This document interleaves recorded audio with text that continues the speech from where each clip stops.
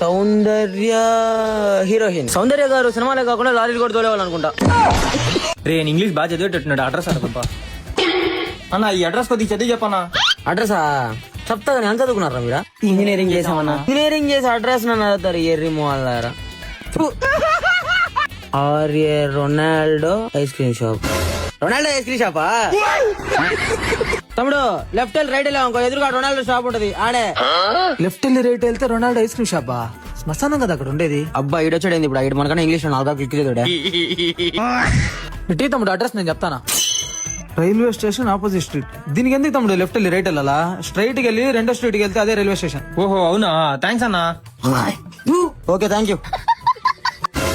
అన్నా కొద్దిగా అడ్రస్ చదివి చెప్పన్నా. అడ్రసా ఏరియాలో మనం 10 నుంచి ఉంటున్నాం, మనకు తెలియదు ఏముంటుంది ఏమిటి చెప్తా. Virat Kohli dance school. Virat Kohli dance school left వెళ్ళి రైట్. చదువురాని వాడవని దిగులు చెందకు, మనిషి మదిలో మమత లేని చదువు ఎందుకు?